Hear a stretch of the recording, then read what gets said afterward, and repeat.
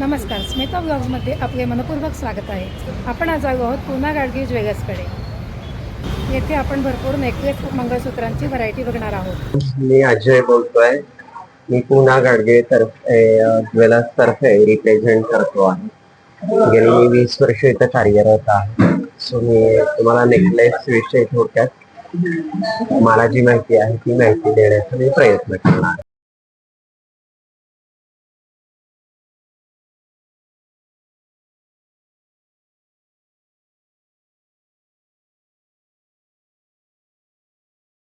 Necklaces मध्ये वेगवेगळे प्रकार आहेत. त्यामध्ये हा ब्लॉसम नेकलेस आहे. अच्छा. त्याला भरीव सोन्यातला आपल्याकडे 1 किलोचा सेट येतो. अच्छा.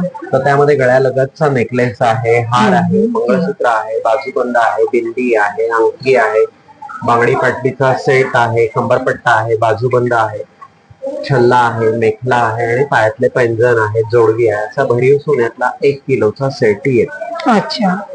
म्हणजे डिझाईन एक जे सगळ्या तुम्ही व्हरायटी सांगितली त्याच्यामध्ये डिझाईन सेमच असतं का? हो, सर्व याच्यात त्या ब्लॉसमच्या फुलांचाच वापर केलेला असो म्हणून त्याला ब्लॉसम नेकलेस असं नाव दिले. अच्छा. त्याचप्रमाणे हा असा फॅन्सी मध्ये.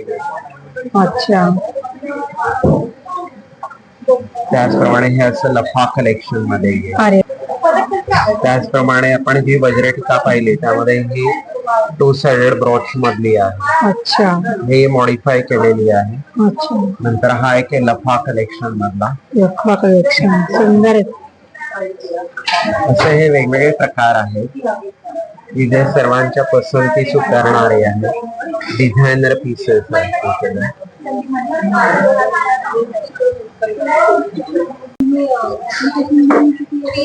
ओपणी पेंडंट म्हणजे गळ्याशी पण नाजूक पण दिसतो आणि भरीव पण आहे. हो, आणि हा म्हणावं तर गळ्या लगतही वापरता येतो आणि मीडियम लेंथलाही वापरता येतो. अच्छा. मस्त. आणि हा एक नवीन प्रकार आलाय नकाशा डिझाईन मध्ये. अच्छा. मीनाक्षीपुरम मध्ये. वा. हे संपूर्ण मीनाक्षीपुरमचं काम येतं. वजनाने कमी आणि दिसायला हेवी असं या प्रकाराचं वैशिष्ट्य येतं. आणि याचे काम जे येतं ते एकदम कला आणि कुसरीचं काम केलेलं असतं. मस्त. विशेषतः यामध्ये मोर, पोपट, हत्ती याचा समावेश केलेला असतो. अच्छा.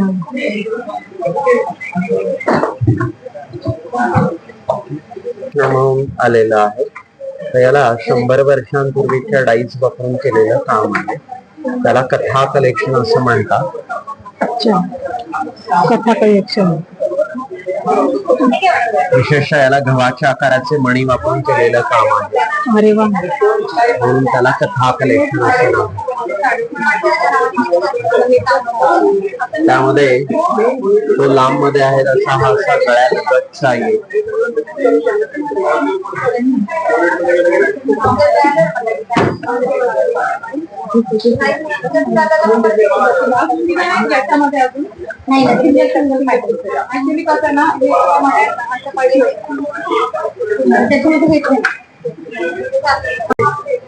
त्याचप्रमाणे आपल्याकडे सप्तम कलेक्शन आहे. जशी आपण सगळी वेगवेगळी कलेक्शन आणलेली. वा, खूपच सुंदर सुंदर डिझाईन आहेत.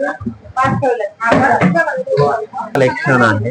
तर यामध्ये आपण 7 मिनिंगपूर्व गोष्टी वापरलेल्या आहेत. अच्छा. तर त्यामध्ये प्रेम आहे, आपुलकी आहे, स्नेह आहे, जिव्हाळा आहे, मैत्री आहे, आदर आहे आणि परंपरा अशा 7 मिनिंगपूर्व गोष्टी वापरून केलेलं ते सप्तम कलेक्शन आहे. म्हणजे सप्तपदीचे 7 फेरे किंवा 7 वचन कशाची असतात त्याच्याशी हे रिलेटेड असतं कलेक्शन.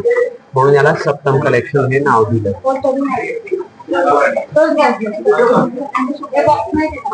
हे यंग जनरेशन जास्त लाईक करतो आणि विशेषतः यात खड्यांचा आणि एक दागिना घातला तरी दिसाव्या छान दिसतो. सप्तपदीचे 7 फेरे किंवा 7 वचन असलेला तो सप्तम कलेक्शन असा दागिना आहे. अच्छा. खूप त्याच्यामध्ये सगळ्या वेगवेगळ्या डिझाईन्स येतात पैकी हा एक नमुना आहे. अच्छा. हा जो आहे हा वजनाने फक्त 104 ग्रॅम मध्ये विविध कर्णफुलं आहेत. खूप सुंदर अशी कर्णफुलंही आहेत. यंग जनरेशन जास्त अपील करतात.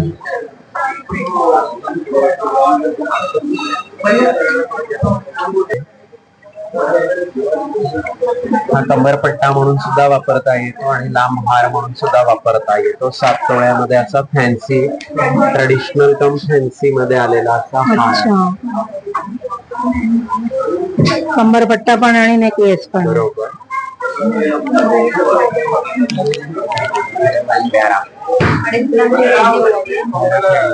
अँटिक स्टाईल मध्ये हे पूर्ण मीनाक्षीपुरमचं काम आहे. वजनाने कमी आणि दिसायला आहे आणि विशेषतः याला रंगीत खड्यांचा वापर केलेला आहे. लाल आणि हिरवे खडे आहेत आणि 6.5 तोळ्यांमध्येच आहे, त्यामुळे हाही सगळ्यांना आवडतो आणि पसंतीची करणारा असा दाखला.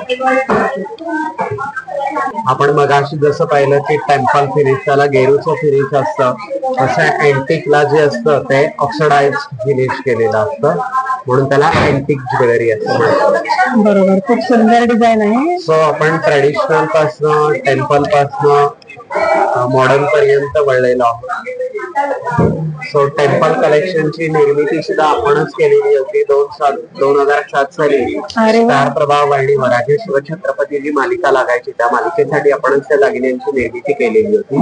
सो पॉप्युलॅरिटीने ते आपल्याला सगळीकडे पाहायला मिळतं आणि ते आता त्याच्याही बिवाईड जाऊन लोकांना आजकाल जास्त यंग जनरेशन अँटिक ज्वेलरीला प्राधान्य देतात. बरोबर. त्यामुळे अँटिक ज्वेलरी जास्त सगळ्यांच्या आता सध्या पसंतीस उतरती आहे. मीनाक्षीपुरमचा दागिना आहे. अच्छा, मीनाक्षीपुरम. मीनाक्षीपुरम खूप छान दिसतो. विशेषतः याला धनेमाळेचा वापर केलेला आहे आणि बेबी पिंकची सध्या खूप फॅशनही आहे. त्या कलेक्शन मधला आहे. याला मॅचिंग फिंगरिंग आहे, बांगडी पाटीचा सेट आहे, असा भरीव सोन्याचा सेट येतो आणि दिसायलाही खूप छान दिसतो. याला चोकरही आहे मॅचिंग.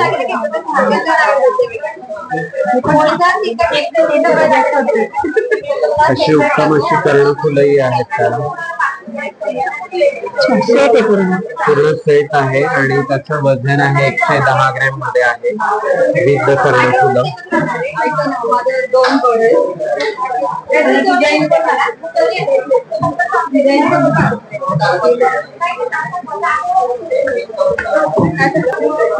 फिनिश मध्ये आहे, टेम्पल फिनिश मध्ये.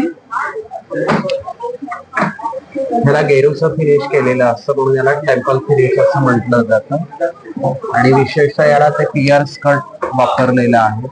हा ऍड पीस मधलाच आहे, त्यामुळे तितकाच छान दिसतो. आणि याचं वजन जे आहे ते साधारण 12.5 तोळ्यांचं आहे विथ कर्णफुलं. अरे वा.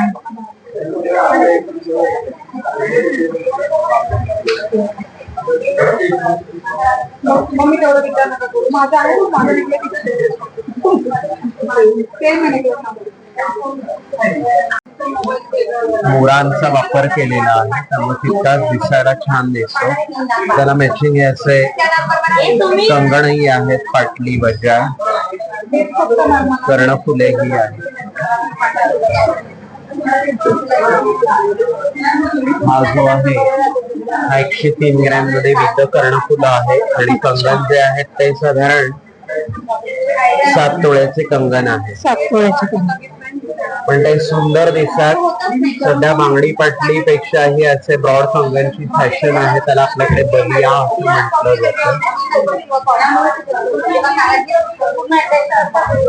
आपण हा पूर्ण सेट पण घेऊ शकतो. खूप सुंदर वाटतं आणि यंग जनरेशन जास्त लाईक करतंय.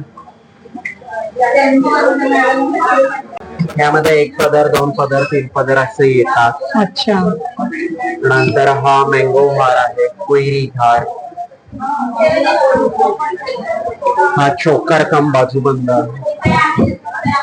चोकर आहे. हा चांदबाली या प्रकारामध्ये. त्याचप्रमाणे त्याला पॅरलल हाचा लॉंग मध्येही आहे. हा गळ्यालगतचा आहे, त्याला पॅरलल असा लांब मध्ये आहे. हे त्याचे इयरिंग्स आहे. हे संपूर्ण कलकत्ता वर्क म्हणजे कलकत्त्याचं केलेलं काम असतं, याला कलकत्ता वर्क म्हणतात. विशेषतः या प्रकाराचं वैशिष्ट्य म्हणजे की वजनाने अधिक येतं पण दिसायला बारीक दिसतं, पण कला आणि कुसळ केलेलं काम असतं, त्याला कलकत्ता वर्क असं म्हटलं जातं. आणि हे संपूर्ण हँडवर्क असतं, क्राफ्टिंगचं काम असतं, त्यामुळे दिसायला खूप छान दिसतं.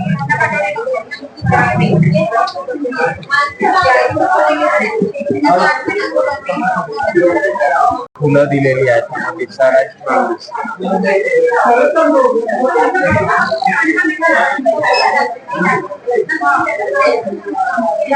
त्याचप्रमाणे असं टर्किश डिझाईन मध्ये आता नवीन प्रकार आलेला आहे. संपूर्ण तरकाशी कामात केलेलं काम असल्या कारणाने ड्रेस साडी कशावरही हे वापरलं जातं. त्याला टर्किश डिझाईन असं म्हणतात. तुर्की डिझाईन,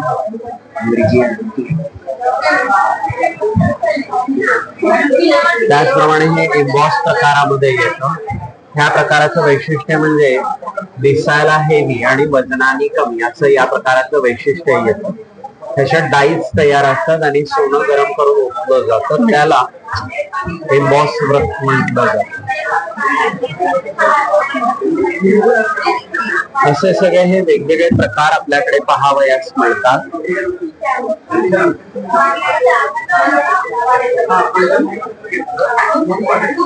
जडसर बदला कुंदन हा ऍक्च्युली कामाचा प्रकार असतो, तर त्याला आधी मेणावर त्याचं डिझाईन केलं जातं, मग त्याला चांदीची फॉईल लावली जाते, त्याच्यावर सुरमा भरला जातो, साईडला त्या डिझाईनची ब्रॅकेट केली जाते आणि मग त्याला जे आहे ती ग्लास फिट केली जाते, त्याला कुंदन वर्क असं म्हटलं जातं. सध्या त्याची खूप नजाकत आहे. पायवडी स्टाईल मध्ये आहे. हे संपूर्ण जयपूर, उदयपूर, अहमदाबाद, जुनागड त्या साईडचं काम असतं आणि विशेषतः संपूर्ण हँडवर्क आणि क्राफ्ट रजवडी या प्रकारातलं काम असतं. अँटिकचं जे काम केलं जातं ते सगळं जयपूर, उदयपूर, अहमदाबाद, जुनागड त्या साईडचं काम असतं. संपूर्ण हाताचं काम असतं. कारागिराला एक दागिना बनवायला 1 महिना लागतो आणि विशेषतः याचं वैशिष्ट्य म्हणजे की ह्याच्या डिझाईन्स मध्ये हत्ती, मोर, पोपट, पानं, फुलं, वेली, तरु, लता यांचा वापर केलेला असतो आणि विशेषतः स्टोन वर केलेलं काम असतं. त्यामुळे नंतर हा कास्टिंग मध्ये आहे. हा मुघल ए आझम मध्ये आहे. अच्छा.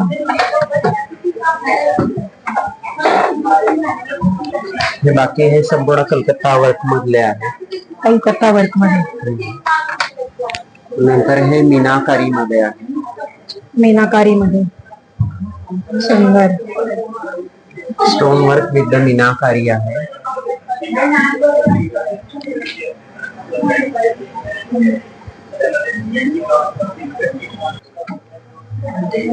पावली पुतळी विथ द इयरिंग.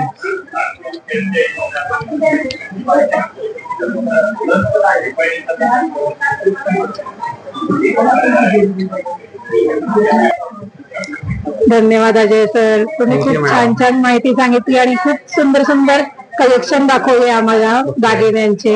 खूपच छान. पण मला असं तुमच्याकडे होप्स आहेत की तुम्ही आमची दिलेली माहिती तुम्ही पुढच्या सगळ्या यंग जनरेशन पर्यंत किंवा ज्यांनाही माहिती नाही त्यांच्यापर्यंत पोहोचवाल अशी मला अपेक्षा आहे. नक्कीच सर, नक्कीच. धन्यवाद मॅडम. धन्यवाद. तर आजचा हा ब्लॉग आपल्याला कसा वाटला ते मला कमेंटमध्ये कळवा आणि आपले चॅनल स्मिता ब्लॉगला नक्की सबस्क्राईब करा आणि या व्हिडिओला लाईक आणि भरपूर शेअर करा. धन्यवाद.